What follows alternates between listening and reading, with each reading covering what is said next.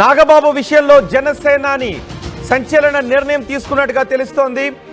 నాగబాబుకు మంత్రి పదవి ఇచ్చే విషయంలో గతంలోనే కూటమిలో చర్చ జరిగింది.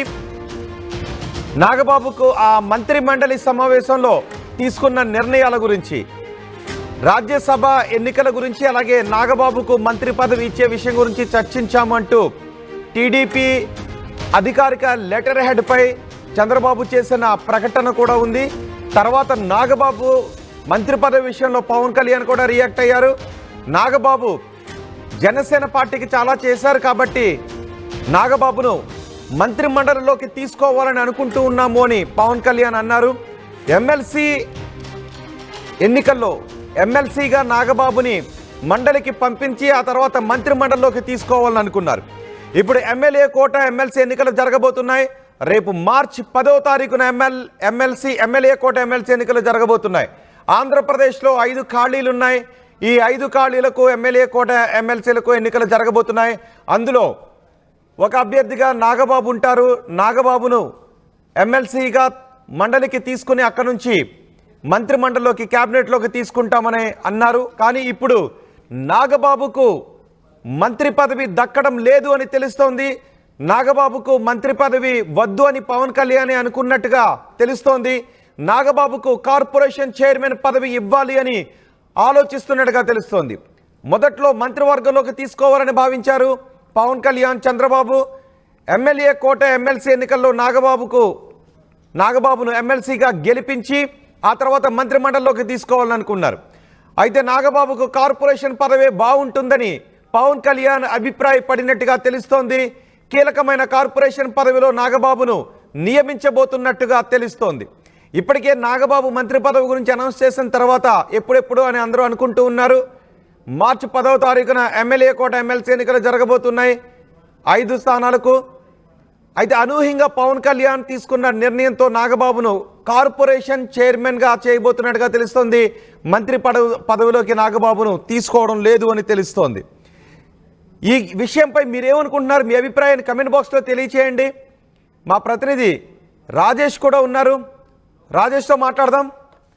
రాజేష్, నాగబాబును మంత్రి పదవిలోకి తీసుకోవాలి అని అనుకున్నారు. కేబినెట్ సమావేశంలో కూడా ఆ నిర్ణయాన్ని తీసుకున్నారు. అధికారిక లెటర్ హెడ్ పై ఈ విషయాన్ని అనౌన్స్ కూడా చేశారు. కానీ ఇప్పుడు ఎందుకు అనూహ్యంగా నాగబాబును కార్పొరేషన్ చైర్మన్గా చేయాలని అనుకుంటూ ఉన్నారు? మంత్రిమండలిలోకి ఎందుకు తీసుకోవద్దు అని అనుకుంటున్నారు?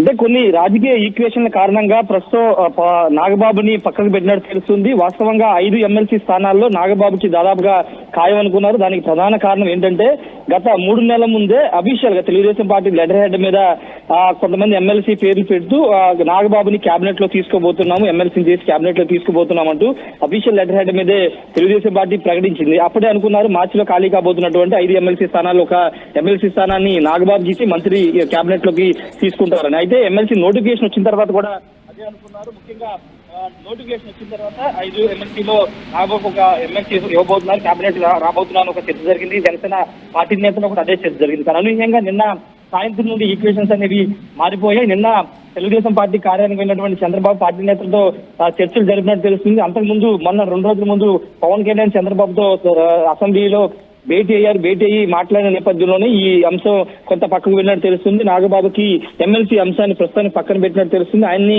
రాజ్యసభకు లేదా ఏదైనా కార్పొరేషన్ చైర్మన్ పదవి ఇచ్చే అవకాశం కనబడుతుంది. ఎందుకంటే కొంత విమర్శలు కూడా వస్తున్న నేపథ్యంలోనే కుటుంబ వారసత్వానికి సంబంధించిన వ్యవహారంలో కొంత విమర్శలు వస్తున్న నేపథ్యంలో ఆ అంశంలో పక్కన పెట్టారు. లేకపోతే ప్రస్తుతం సమీకరణ చాలా మంది ఆశావాహనులు తెలుగుదేశం పార్టీ నుంచి ఎక్కువ మంది ఎమ్మెల్సీ సీట్ ఆశిస్తున్నారు. దేవినేని ఉమా గాని, వంగవీటి రాధా వర్మ, అదేవిధంగా మోపిదేవి వెంకటరమణ చాలా మంది ఆశావాహనులు ఉన్నారు. వాళ్ళని అడ్జస్ట్ చేయడంతో పాటుగా జనసేనకి ఇవ్వలేకపోవచ్చు అని ఒక చర్చ జరుగుతుంది. అయితే నాగబాబు కాకుండా వేరే వాళ్ళకి జనసేన నుండి ఎమ్మెల్సీ ఇస్తారని తెలుస్తుంది. ఉదయ భాను గాని లేకపోతే వేరే వాళ్ళకి ఎవరికైనా ఇచ్చే అవకాశం ఉందని చర్చ జరుగుతుంది. కానీ నాగబాబుని ఇప్పుడు సడన్ గా ఆలోచన ఎందుకు పక్కన పెట్టారనే చర్చ అయితే పొలిటికల్ సర్కిల్లో నడుస్తున్నప్పటికీ దాని కారణాలు అయితే ఇంకా చెప్పలేదని చెప్పాలి. అయితే దీనికి సంబంధించినటువంటి వివరణ త్వరలోనే వచ్చే అవకాశం కనబడుతుంది. పవన్ కళ్యాణ్ మీడియాతో మాట్లాడిన సందర్భంగా ఇచ్చే అవకాశం అయితే కనబడుతుంది. ప్రస్తుతానికి అయితే నాగబాబుకి ఎమ్మెల్సీ సీటు దాదాపుగా లేనట్టే. రాజ్యసభ లేదా కార్పొరేషన్ చైర్మన్ అనే దానిపైన త్వరలోనే క్లారిటీ వస్తుంది. రోహిత్, అంటే ఆల్రెడీ నిర్ణయం తీసేసుకున్నారా దీనిపైన? పవన్ కళ్యాణ్ ఈ రోజు ఏదైనా అనౌన్స్ చేసే అవకాశం ఉందా?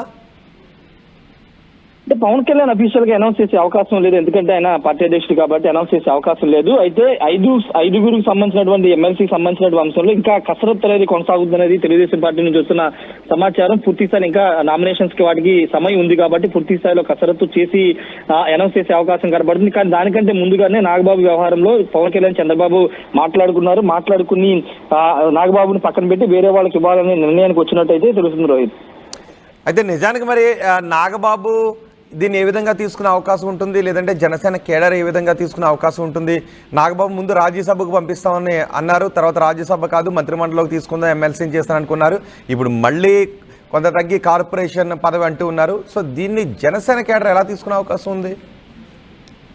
అంటే పవన్ కళ్యాణే స్వయంగా అప్పుడు మీడియాతో చిట్చాట్ చేసిన సందర్భంగా నాగబాబుకి మంత్రి పదవి ఇస్తారని ప్రకటన వచ్చిందనే దానిపైన ఆయనే క్లారిటీ ఇచ్చారు. నాగబాబు సీటు త్యాగం చేశాడు. అనకాపల్లి అసెంబ్లీ పార్లమెంటు స్థానాన్ని ఆయన పనిచేశారు, ఆయన సీటు ఆశించారు. కానీ అక్కడ పొత్తులో భాగంగా సీటు త్యాగం చేయాల్సి వచ్చింది కాబట్టి మంత్రి పదవి ఇవ్వడం తప్పే ఉంది. ఆయన పార్టీ కోసం కష్టపడ్డాడు జనరల్ సెక్రటరీ అంటూ ఆయనే పవన్ కళ్యాణ్ చిట్చాట్ సందర్భంగా చెప్పారు. కాబట్టి అప్పుడు మా అఫీషియల్ లెటర్ హెడ్ మీద, Telugu Desam party official letter head మీద ఇచ్చినటువంటి పేరుకి ఆయన వివరణిస్తూ ఆ అంశాన్ని అయితే చెప్పారు. కానీ ఇప్పుడు పొలిటికల్ గా కొన్ని ఈక్వేషన్స్ మారడంతో ఇప్పుడు నాగబాబుని కొంత పక్కన పెట్టినట్టు తెలుస్తుంది. అయితే జనసేన పార్టీ నేతల్లో కూడా ఇప్పటి నుంచో నాగబాబు మంత్రి అవబోతున్న వాళ్ళు కూడా హోప్ లో ఉన్నారు. కానీ ఇప్పుడు అనూహ్యంగా పరిణామాలు మారడంతోనే పవన్ కళ్యాణ్ అంగీకారంతోనే ఇది జరిగిందనేది తెలుస్తుంది. పవన్ కళ్యాణ్ చంద్రబాబు మాట్లాడుకుని ఇప్పుడు ఈ నిర్ణయం తీసుకున్నట్టు తెలుస్తుంది. అయితే నాగబాబు మాత్రం పెద్దగా అంటే జనసేన పార్టీలో మిగిలిన నేతల అభిప్రాయం మేరకు పవన్ కళ్యాణ్ ఈ నిర్ణయం తీసుకున్నారా, లేదంటే పవన్ కళ్యాణ్ సొంతంగానే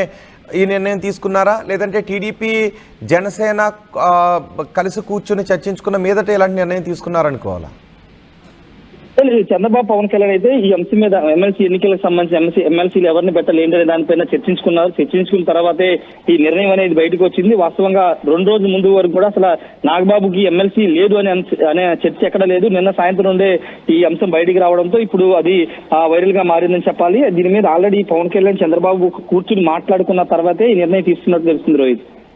ఒకవేళ కార్పొరేషన్ పదవి ఇస్తే ఏ కార్పొరేషన్ నాగబాబుకి ఇచ్చే అవకాశం ఉంటుంది? ఏ కార్పొరేషన్ చైర్మన్ గా నాగబాబుని చేసే అవకాశం ఉంటుంది?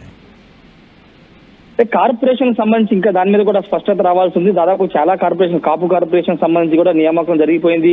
ఆర్టీసీ చైర్మన్ నియామకం అయిపోయింది. ఏపీ ఐఐసి సంబంధించిన నియామకం, పెద్ద కార్పొరేషన్లకి చైర్మన్ నియామకం జరిగిపోయింది. కాబట్టి ఇంకా ఏమి బ్యాలెన్స్ ఉంటే దాంట్లో ఏదన్నా ఇవ్వాలనుకుంటే కనుక కార్పొరేషన్ మంచి నాగబాబుకి కేటాయించే అవకాశం ఉంది.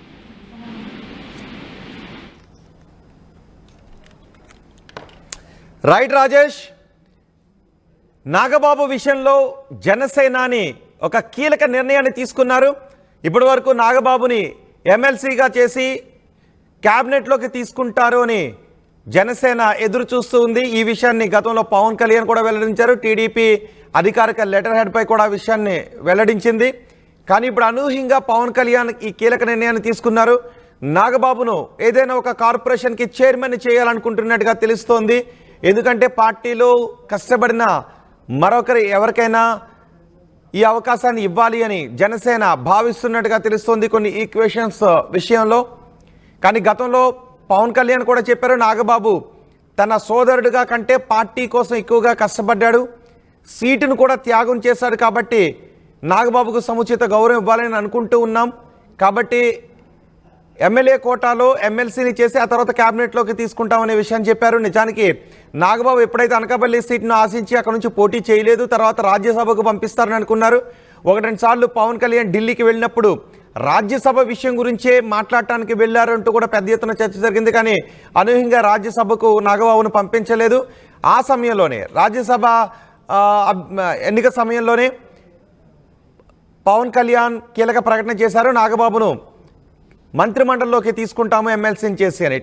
టీడీపీ అధినేత చంద్రబాబు కూడా అదే విషయాన్ని లెటర్ హెడ్ పైన ప్రకటించారు. సో ఇప్పుడు మార్చి 10వ తారీఖున ఎమ్మెల్యే కోట ఎమ్మెల్సీ ఎన్నికలు జరగబోతున్నాయి.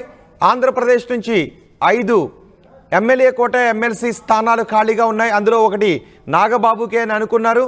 కానీ ఇప్పుడు అనూహ్యంగా పవన్ కళ్యాణ్ తీసుకున్న నిర్ణయంతో నాగబాబు ఎమ్మెల్సీ కావడం లేదు, నాగబాబును మంత్రిమండలిలోకి తీసుకోవడం లేదు. నాగబాబును ఇప్పుడు కార్పొరేషన్ చైర్మన్ చేయబోతున్నారు. అయితే అది ఏ కార్పొరేషన్కి నాగబాబును చైర్మన్ చేస్తారో అనేది ప్రకటించే అవకాశం ఉంది త్వరలోనే. అయితే మీరేమనుకుంటున్నారు? నాగబాబుకు మంత్రి పదవి ఇవ్వద్దు, మంత్రిమండలిలోకి ఇప్పుడు తీసుకోవద్దు అని తీసుకున్న నిర్ణయంపై మీ అభిప్రాయం ఏంటి? మీ అభిప్రాయాన్ని కామెంట్ బాక్స్లో తెలియచేయండి. అండ్ ఓటింగ్లో కూడా పాల్గొనండి. ఇప్పటివరకు నాగబాబుకు మంత్రి పదవి ఇవ్వద్దు అని పవన్ కళ్యాణ్ తీసుకున్న నిర్ణయం కరెక్టేనా అని అడిగిన ప్రశ్నకు 74% మంది కరెక్ట్ అని, కరెక్ట్ కాదు అంటే 24% మంది కరెక్ట్ కాదు అని చెప్తున్నారు. సో మీ అభిప్రాయాన్ని కమెంట్ బాక్స్లో తెలియచేయండి. మొత్తానికి నాగబాబుకు ఈసారి ఎమ్మెల్యే కూడా ఎమ్మెల్సీని చేసి మంత్రిమండలిలోకి తీసుకోవాలనే నిర్ణయాన్ని వాయిదా వేసుకున్నారు. ఆర్టీవీ యాప్ వార్తల్ని క్షణాల్లో చదివే అవకాశం ఉంటుంది. ఒక న్యూస్ పేపర్, ఒక టెలివిజన్ ఛానల్ మీ చేతుల్లో ఎప్పుడూ ఉంటాయి.